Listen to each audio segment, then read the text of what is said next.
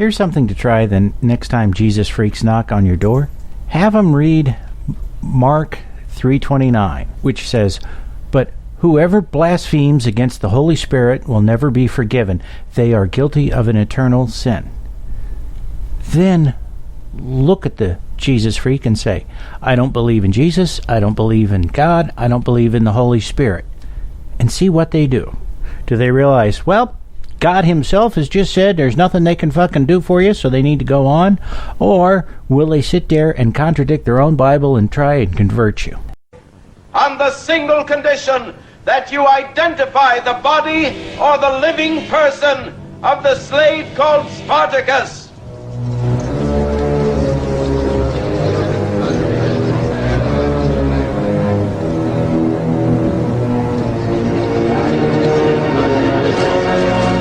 I'm Spartacus! I'm Spartacus!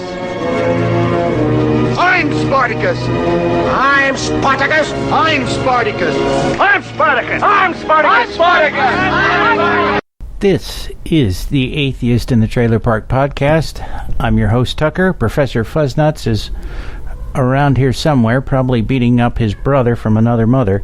I know I'm late, and I know you were expecting a news episode, but it's been a bit of a hectic week for me.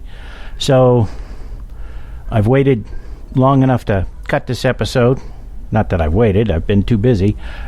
So, and I don't have news stories quite that I like, so I'm just going to go ahead and read another chapter from Bible Myths and Their Parallels in Other Religions. Then this weekend, sometime, I'll do a news episode if I can get better stories. I'm not sure if it's just it was a lousy week for news stories or just that I've been so busy. I mean, the one real big story, of course, is the guy claiming that he's cracked who Jack the Ripper was, but if you read Stephen Novella's blog on the subject, you find it's not quite so clear-cut as to as to whether or not this guy actually did kill. This guy actually is Jack the Ripper. So, anyways, sorry, just busy, kind of stressful. I'm gonna skip all the usual intro stuff and just get to reading Bible myths because I'm probably gonna have to go to sleep here soon. I am wore out. I'm also in the middle of cooking something, and I have to. It's kind of hard to split my brain in both directions, but I gotta. Bible Myths and Their Parallels in Other Religions is a work written in the late 1800s which attempts to show that many of the stories in the Bible did not originate with the Bible and, in fact, predate it by a number of centuries. So far as I know, biblical scholarship has generally confirmed that Doane was right about what he wrote, and much of what he says raises rather pointed questions about the Bible and the religions it has influenced over the centuries.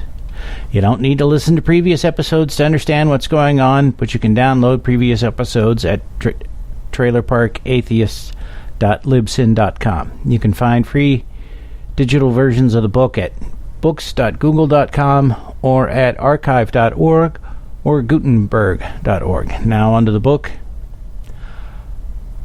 Chapter 11. Conclusion of the first part.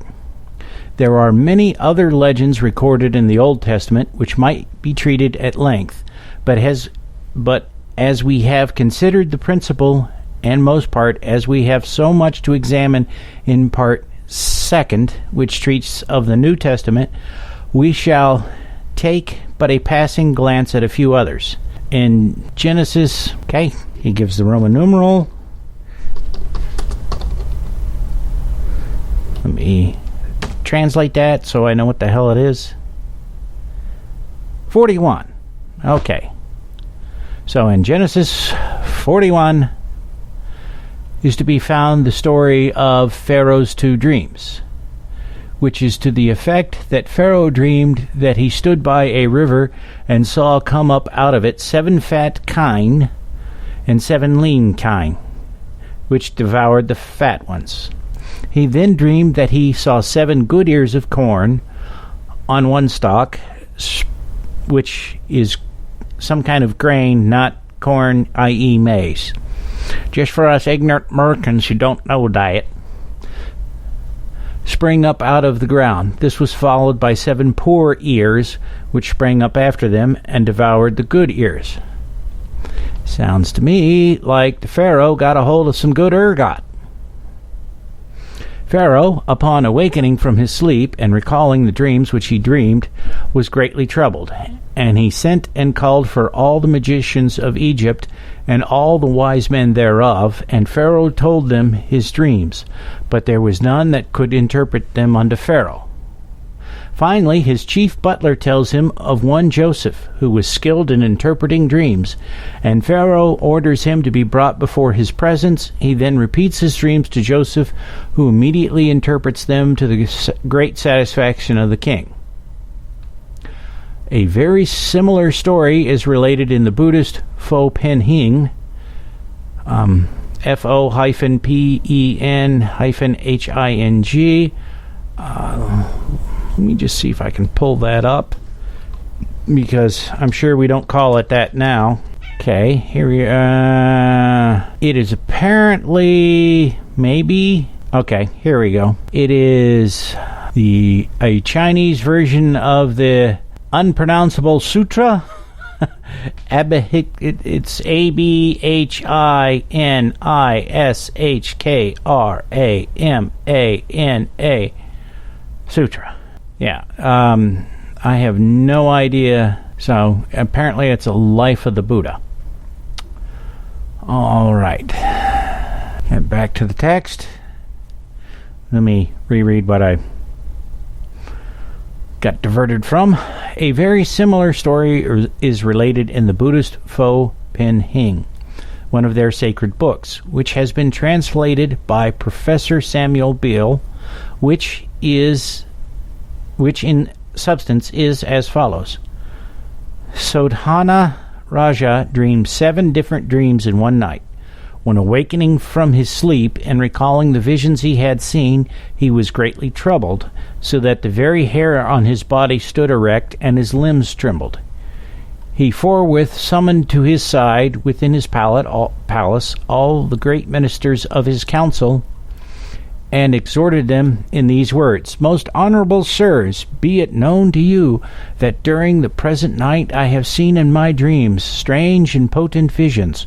There were 7 distinct dreams, which I will now recite. He recites the dreams. I pray you, honorable sirs, let not these dreams escape your memories, but in the morning, when I am seated in my palace and surrounded by my attendants, let them be brought to my mind, that they may be interpreted. At morning light, the king, seated in the midst of his attendants, issued his commands to all the Brahmins, interpreters of dreams within his kingdom, in these terms: All ye men of wisdom, explain for me by interpretation the meaning of the dreams I have dreamed in my sleep.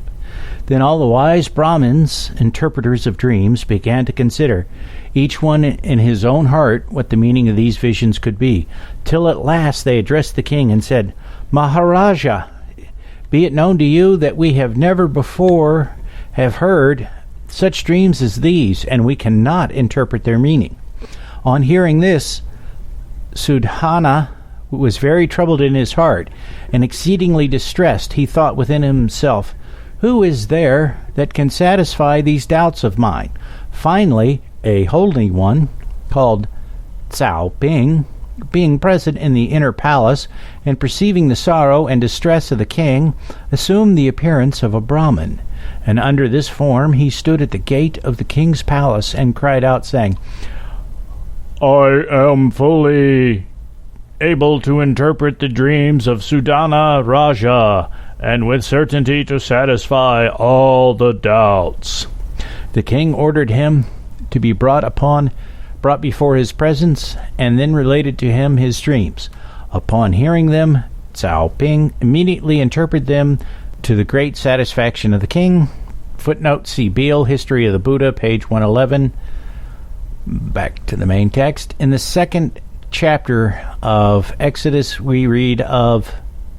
Oh, and before I go any farther, just a reminder for everyone, 7 is sacred because that's the number of the celestial objects which humans knew at that time. 5 visible bodies in the sky: Moon, Sun, Mercury, Venus, Jupiter, and Saturn, along with the Earth. Okay, back to the text. Moses is thrown into the Nile, which is done by command of the king. There are many counterparts to this in ancient mythology. Among them may be mentioned that of the infant Perseus, who was, by command of the king, Acrisius of Argos, shut up in a chest and cast into the sea. He was found by one Dictys, Dictys, who took great care of the child, and as Pharaoh's daughter did with the child Moses, educated him.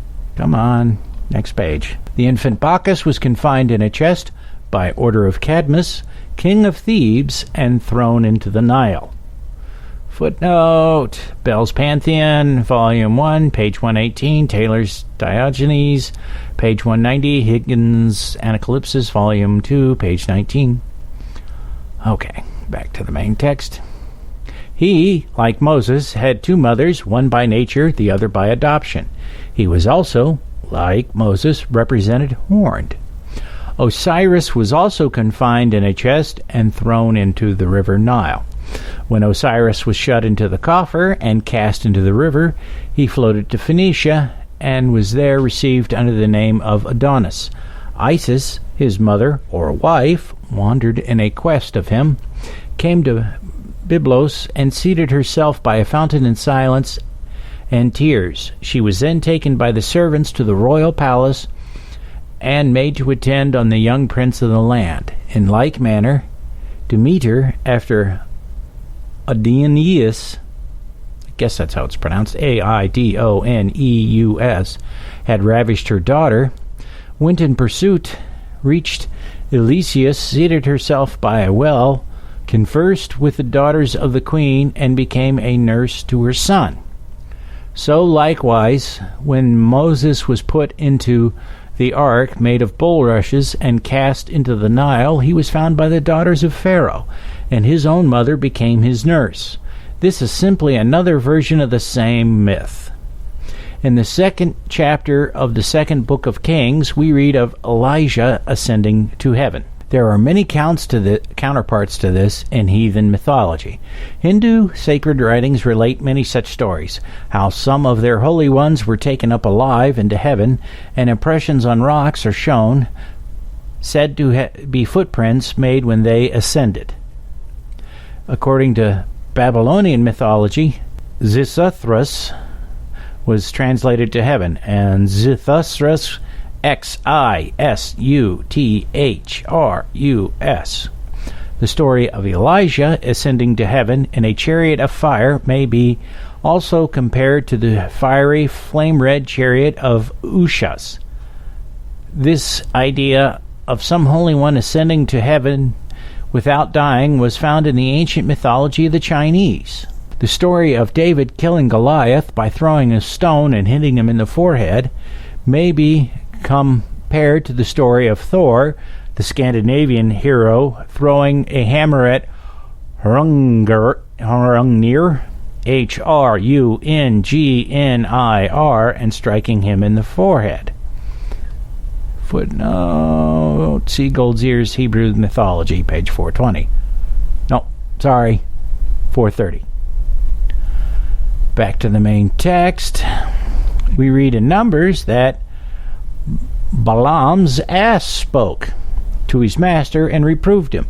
In ancient fables or stories in which animals play prominent parts, each creature is endowed with the power of speech. This idea was common in the whole of Western Asia and Egypt. It is found in various Egyptian and Chaldean stories. Homer has recorded that the horse of Achilles spoke to him. We also have the wonderful story in that of Joshua's command to the sun.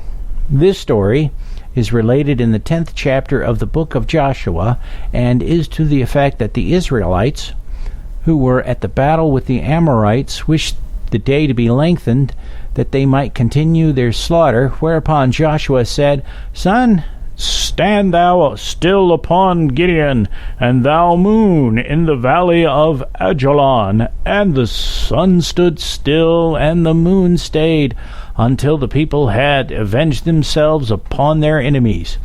And there was no day like that before it or after it. There are many stories similar to this to be found among other nations of antiquity.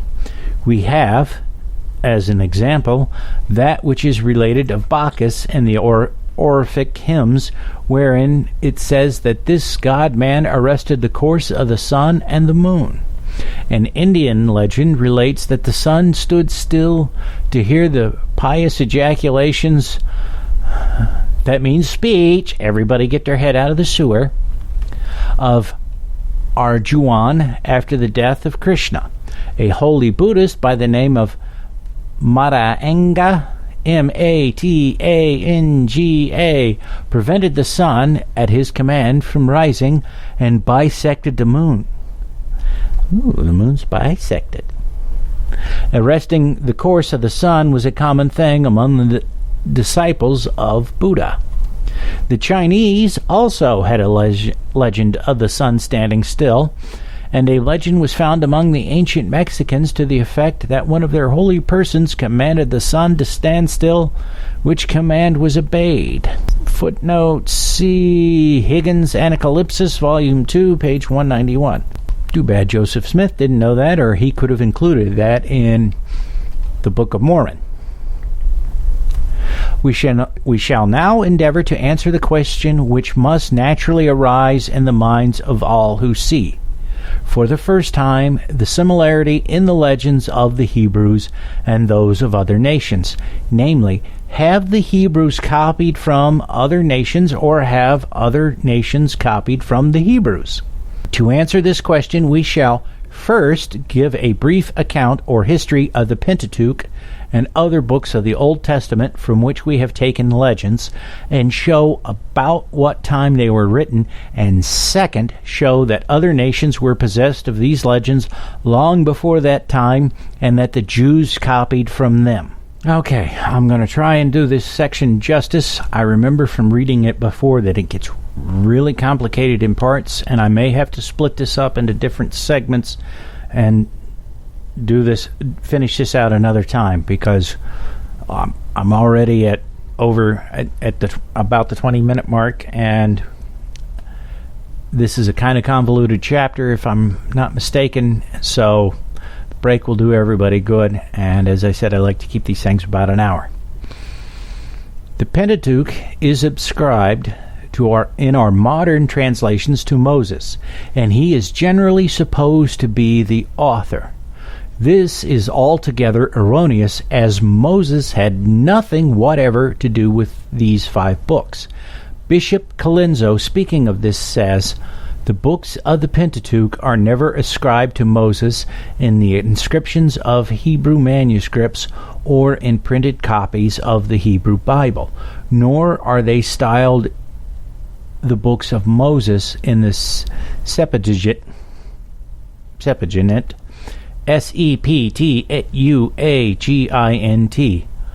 Footnote: Septuagint, the Old Greek version of the Old Testament, or Vulgate. Another footnote: Vulgate, the Latin version of the Old Testament. Back to the main text. But only in our modern translations, after the examples of many eminent fathers of the Church who, with the exception of Jerome and perhaps Origen, were, one and all of them, very little acquainted with the Hebrew language, and still less with its criticism. Footnote: The Pentateuch Examined, Volume 2, pages 186 to 187. Back to the main text.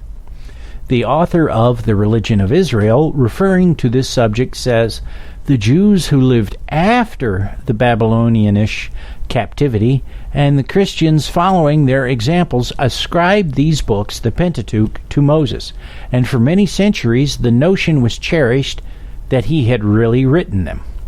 But strict and impartial investigation has shown that this opinion must be given up, and that nothing in the whole law really comes from Moses himself except the 10 Commandments, and even those were not delivered by him in the same form as we find them now. If we still call these books by his name, it is only because the Israelites always thought of him as their first and greatest lawgiver, and the actual authors grouped all their narratives and laws around his figure and associated them with his name. Footnote.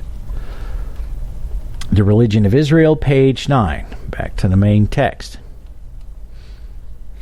As we cannot go into an extended account and show how this is known, we will simply say that it is principally by internal evidence that these facts are ascertained.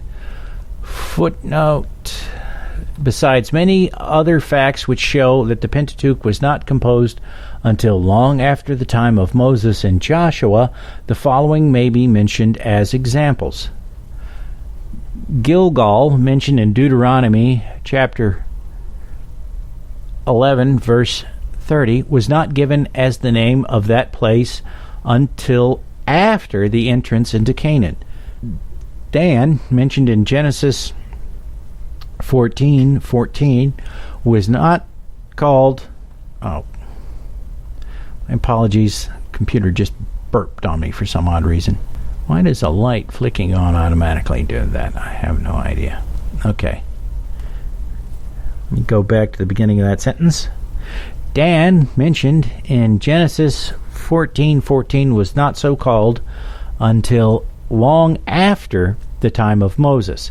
In Genesis 36:31, the beginning of the reign of the kings of Israel over Israel is spoken of historically, an event which did not occur before the time of Samuel. See for further examination Bishop Colenso's Pentateuch Examined, Volume 2, Chapters 5 and Chapter 6. And I will say that modern biblical scholarship still holds to this view based on everything I know. I'm sure the nutters who, say that Bible's the absolute Word of God, not a bit of it's wrong, it's all perfect and it's never been altered since the beginning of time, would disagree, but they're fucking idiots and they don't fucking count. Now that we have seen that Moses did not write the books of the Pentateuch, our next endeavor will be to ascertain when they were written and by whom. We can say that they were not written by any one person, nor were they written at the same time. We can trace three principal redactions of the Pentateuch, that is to say, the material was worked over and re-edited with modifications and additions by different people at three distinct epochs.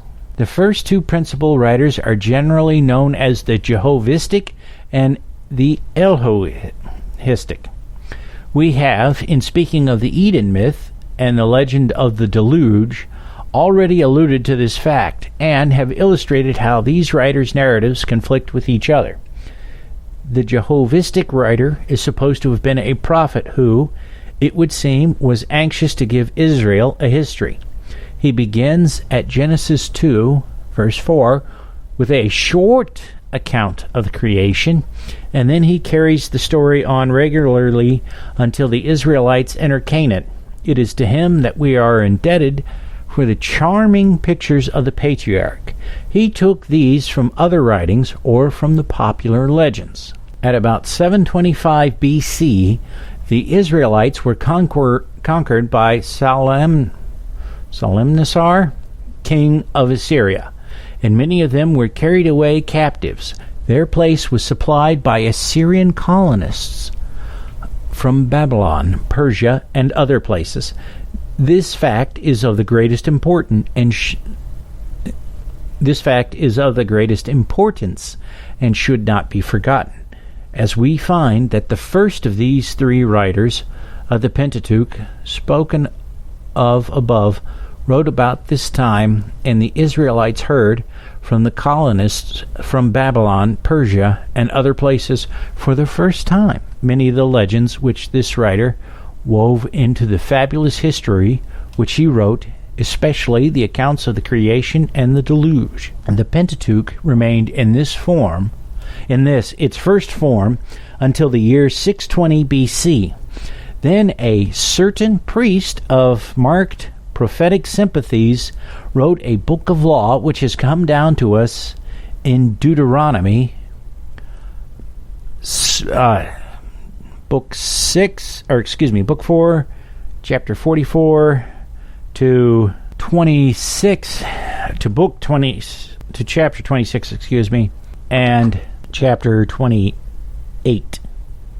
Here we find the demands which the Mosaic party at that day were making thrown into the form of laws. It was by King Josiah that this book was first introduced and proclaimed as authoritative. There's a footnote here, and God damn it, Fuzznuts is sitting on my mouse, so I'm having trouble scrolling down the page. Somehow jumped to the next page, and now I'm back. Okay, got to find the location of this footnote. Authoritative. Okay. The Religion of Israel, pages 10 and 11. Back to the main text. It was soon afterwards wove into the work of the first Pentateuchian writer, and at the same time a few new passages were added, some of which related to Joshua, the successor of Moses.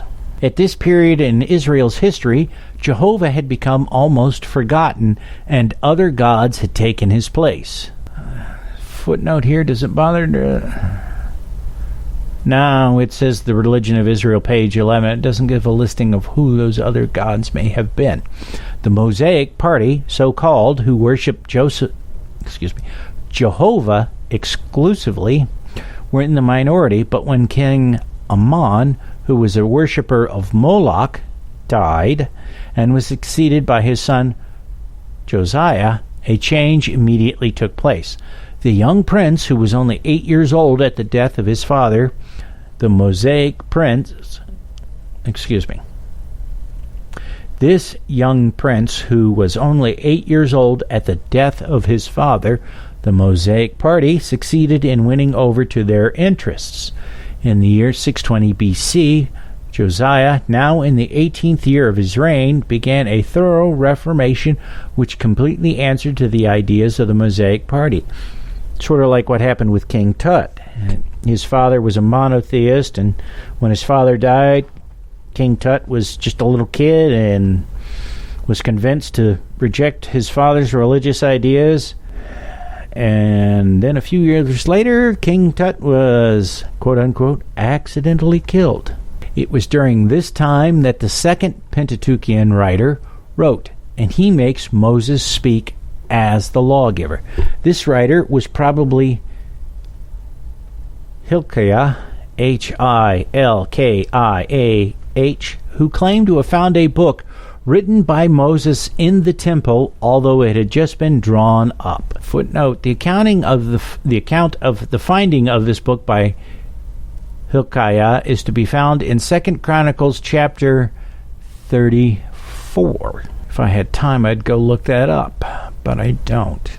The principal objections which were brought against the claims of Hilkiah, but which are not needed in the present age of inquiry, was that Shaphan and Josiah read it off, not as if it were an old book, but as though it had been recently written, when any person who is acquainted in the slightest degree with language must know that a man could not read off at once a book written 800 years before.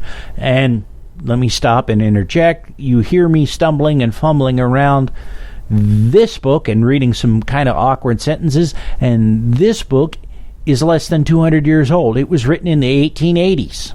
And Shakespeare is 500 years old, and lots of it sounds like gibberish to us. Wherefore art thou, Romeo? or however exactly it goes, does not mean, where is Romeo? It means, why the hell does Romeo get my clit hard?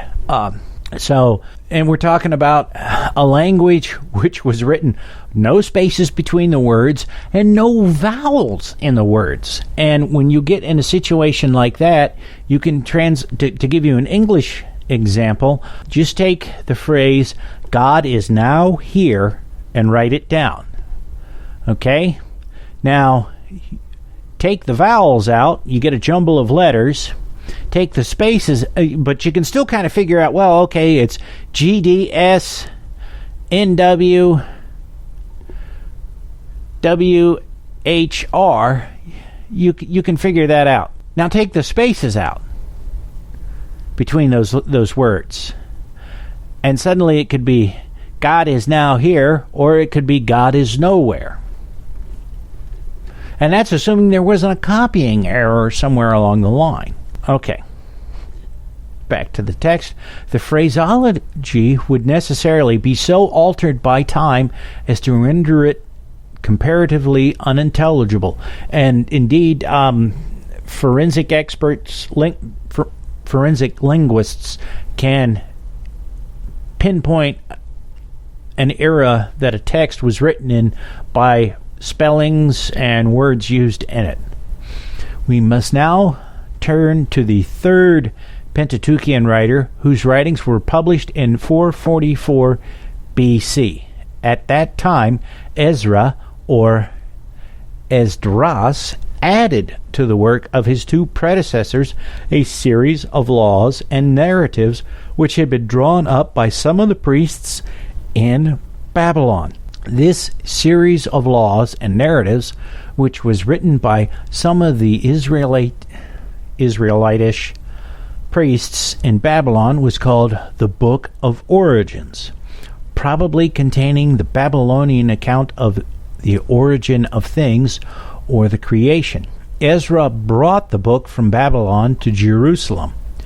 He made some modifications in it and constituted it a code of law for Israel, dovetailing it into those parts of the Pentateuch which existed before. A few alterations and additions were subsequently made, but these are of minor importance, and we may fairly say that Ezra put the Pentateuch into the form in which we have it about 444 BC.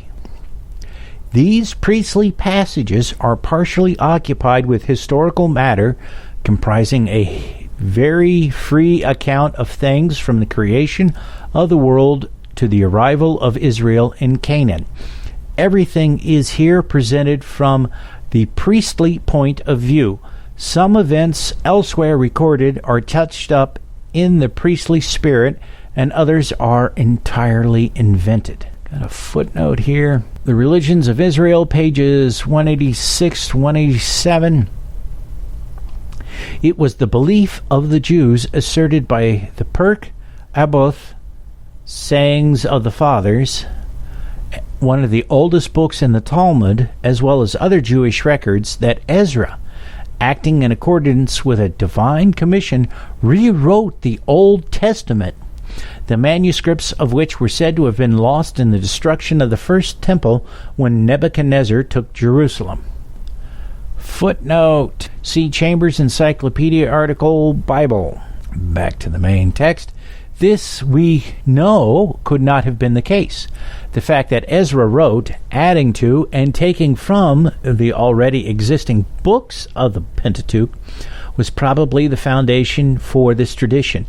The account of it is to be found in the apocryphal book of Esdras, a book deemed authentic by the Greek Church. Dr. Knappert, speaking of this, says, "For many centuries, both the Christians and the Jews supposed that Ezra had brought together the sacred writings of his people, united them in one whole, and introduced them as a book given by the Spirit of God, a holy scripture. The authority for this supposition was a very modern and altogether untrustworthy tradition. The historical and critical studies of our time have been emancipated from the influence of this tradition, and the most ancient statements with regard to the subject have been hunted up and compared together. These statements are, indeed, scanty and incomplete, and many a detail is still obscure, but the main facts have been completely ascertained. Before the Babylonian captivity, Israel had no sacred writings. There were certain laws, prophetic writings, and a few historical books, but no one had ever thought of ascribing binding and divine authority to these documents. Ezra brought the priestly law with him from Babylon, altering it and amalgamating it with the narratives and laws already in existence, and thus produced the Pentateuch in pretty much the same form, though not quite, as we shall show, as we still have it. These books got the name of the Law of Moses, or simply the Law. Ezra introduced them into Israel BC 444 and gave them binding authority, and from that time forward they were considered divine. From the time of Ezra until the year 287 BC, when the Pentateuch was translated into Greek by the order of Ptolemy Philadelphus, king of Egypt, these books evidently underwent some changes. This writer quoted above omits in saying, later still, viz., after the time of Ezra, a few more changes and additions were made, and so the Pentateuch grew into its present form. Footnote, The Religion of Israel, page 11. In answer to those who claim the Pentateuch was written by one person, Bishop Colenso says, it is certainly inconceivable that, if the Pentateuch be the production of one and the same hand throughout, it should contain such a number of glaring inconsistencies. No single author could have been guilty of such absurdities, but it is quite possible, and what was almost sure to happen in such a case, that, if the Pentateuch be the work of different authors in different ages, this fact should betray itself by the existence of contradictions in the narrative. Footnote. Skip. The Pentateuch Examined, Volume 2, pages 173. Okay, and that's a guy writing in the 1800s, that a religious figure writing in the 1800s, that there were contradictions in the Bible. So, suck it up, you Jesus freaks. It is probable, Mr. Paragraph, having ascertained the origin of the Pentateuch, or first 5 books of the Old Testament, it will be unnecessary to refer to the others here, as we have nothing to do with them in our investigations. Suffice it to say, then, that in the earlier period after Ezra, none of the other books which already existed enjoyed the same authority as the Pentateuch.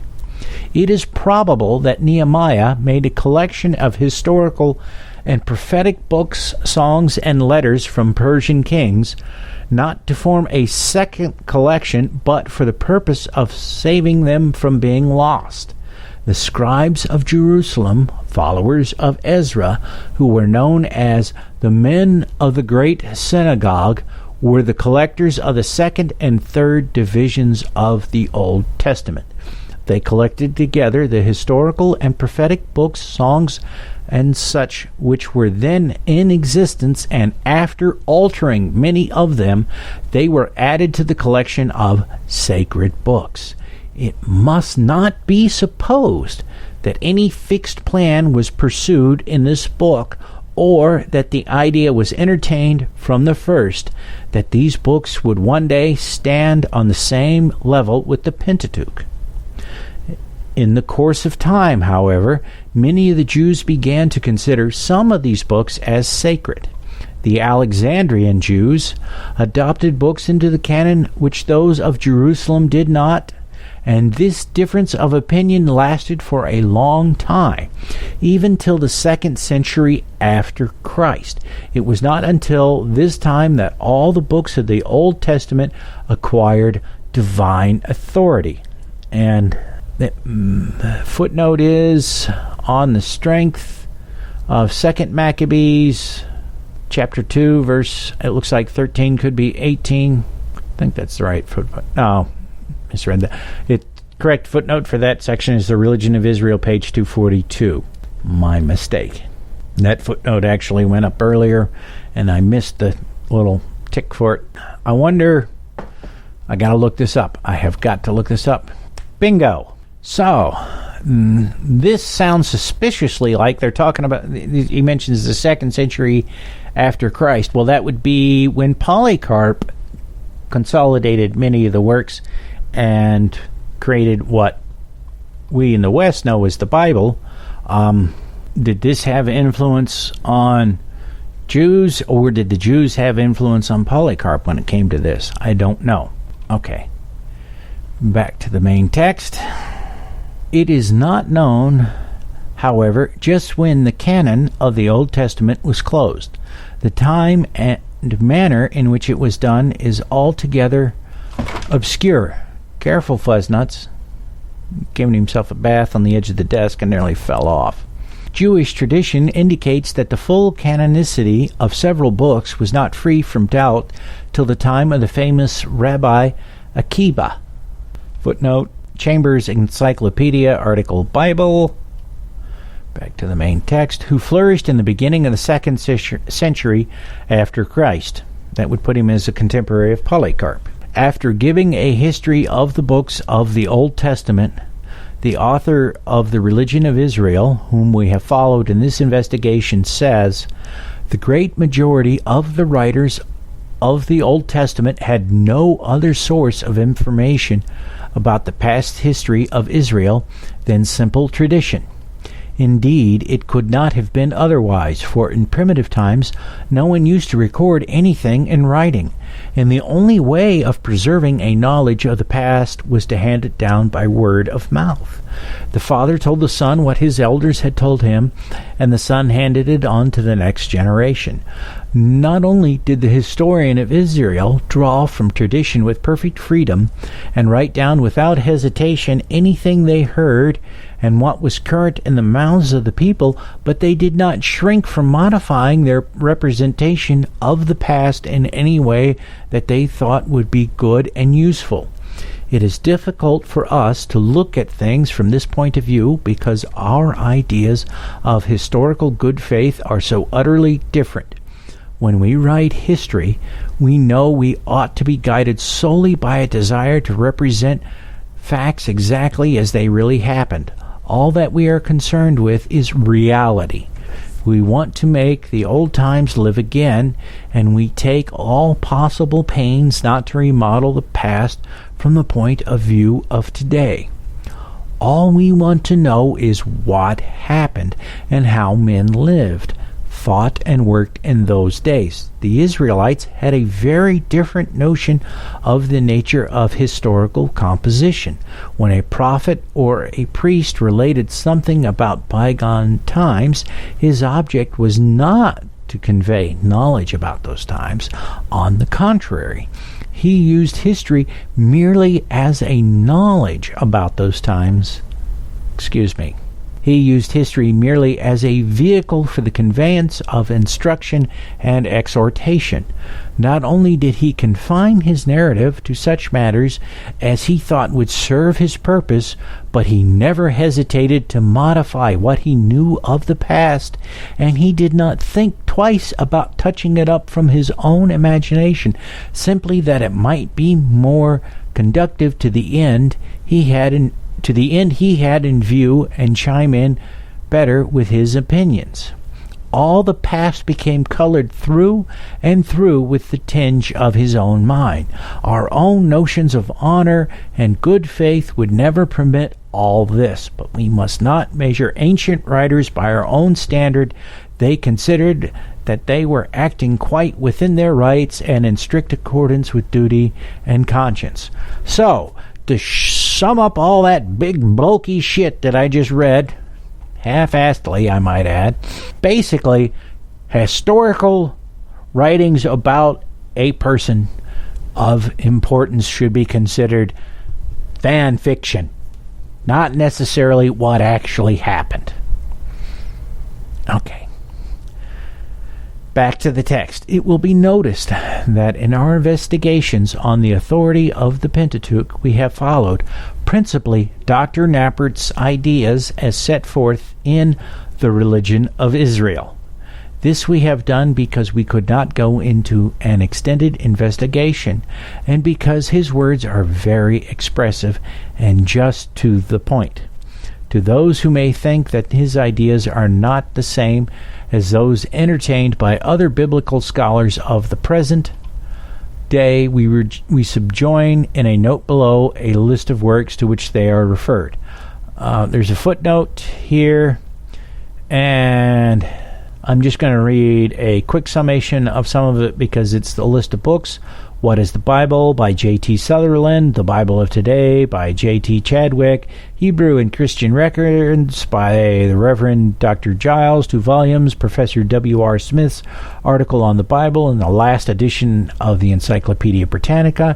Introduction to the Old Testament by Davidson. The Pentateuch and the Book of Joshua Examined by Bishop Colenso. Professor F.W. Newman's Hebrew Monarchy, The Bible for Learners, Volumes 1 and 2 by Professor Oot and others. The Old Testament in the Jewish Church by Professor Robertson Smith and Cunin's Religion of Israel.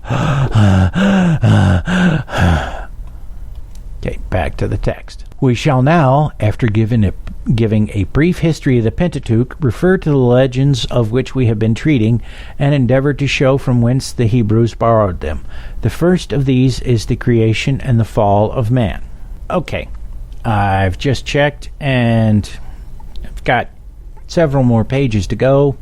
It's pushing kind of late here. I still have to deal with the barbecue sauce that I've been making. It's not quite right, and I'm not sure how to fix it. I'm at about the hour mark, and if I want to get this edited and everything posted tonight, I have to cut it off here. I'm sorry, but a man has to sleep sometime. So, depending on how things go, I will either do a news episode this weekend, or I will finish this chapter up this weekend. It depends if I can find some good stories. But I will definitely get one posted this weekend, and I apologize for not getting it up last weekend, but as I said, I've been terribly busy. Okay, so that's it. You can, for this episode, you can follow the show on Twitter. TParkAtheist is the show's Twitter handle, and it's also on Facebook at facebook.com/trailerparkatheist. You can email me at trailerparkatheist@gmail.com. Show notes for this and most other episodes can be found at tparkatheist.blogspot.com. Don't forget to rate the show on iTunes. And one thing I forgot to mention is I'm impressed that the numbers, against all reason, keep going up at the people who's listening, and I actually added a couple of countries this week, one of which is Japan, and give me a second here. Takes forever to load. Okay, we're getting there. What was the other? Damn it. There's a Kiwi, New Zealander. I don't remember if I mentioned them before or not, but Japan.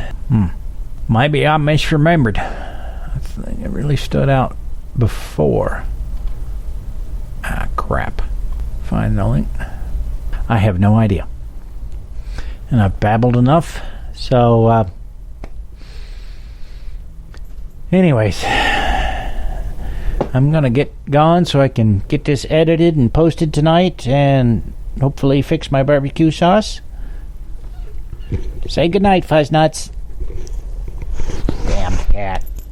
Ow, ow, ow. Stop climbing on my back with your claws. Yes, I hear you. All I know is this violates every canon of respectable broadcasting.